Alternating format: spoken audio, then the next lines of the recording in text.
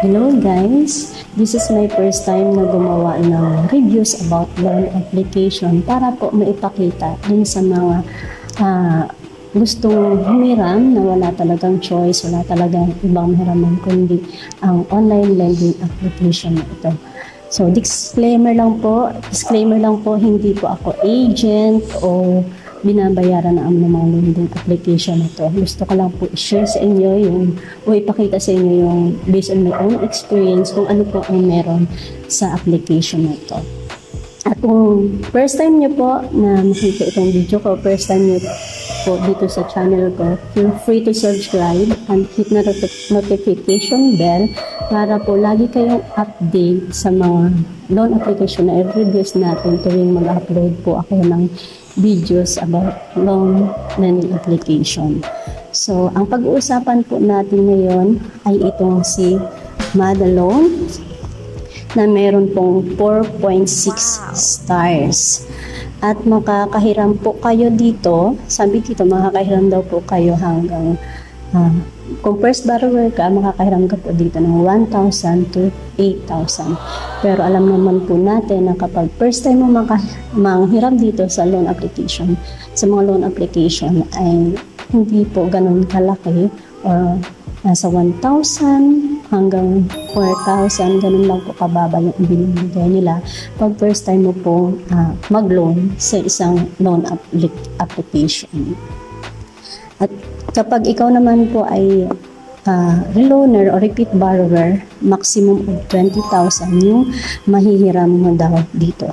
At pag bungad niya po, pag pindot niya po ng application na to, pag open niya po ng application na to, hihingin po nila yung i-require po nila na ma-access nila ang SMS nyo, ang location nyo, ang camera, at kung agree po kayo dyan, mag-proceed po kayo at ito po ang makikita nyo. Diyan po yung basic information, contact person, ID information, and withdrawal information. At sa reference sa contact information po ay hihingi po sila ng 5 contact person. Kaya po kung sino po ang ilalagay nyo doon ay mag-ingat po kayo kung sino ang ilalagay nyo doon sapagkat pwede po nila o maaari po nila itong tawagan kapag hindi ka nila makontak. Ang next po ay ang ID information at ang mga ID po na kailangan dito ay ang GSIS-ID, SSS-ID, PRC-ID, passport, PhilHealth, driver's license, pag-ibig, at ang sunod po nun, kapag na-confirm nyo na po yun, ay itong withdrawal information.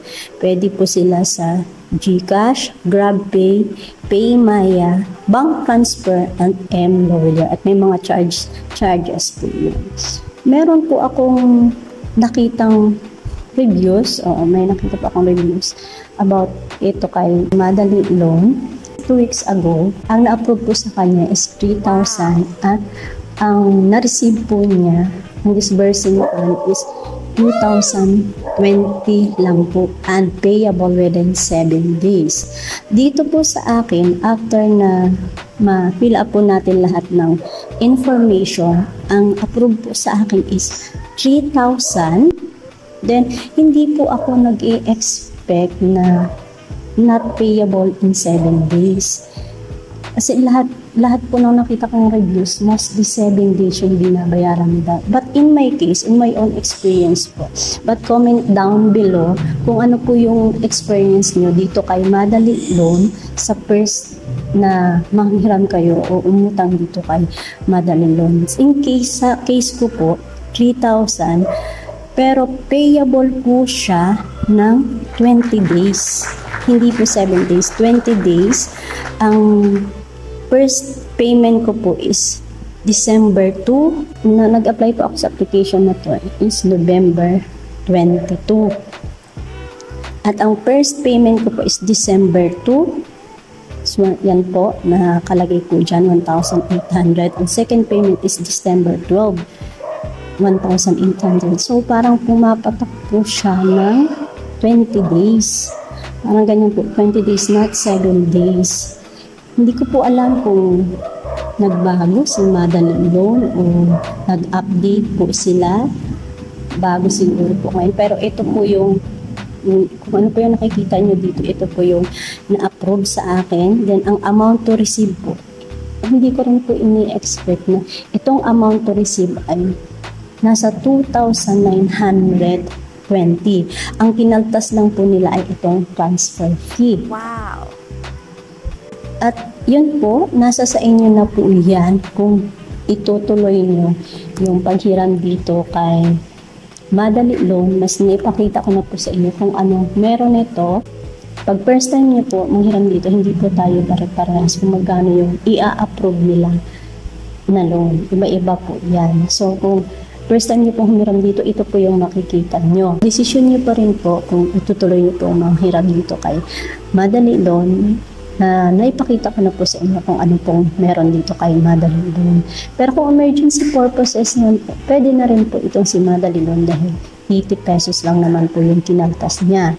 Pero yung babayaran niyo po is 3,600. So yan lang po, and see you in my next reviews na i-upload dito sa channel na to.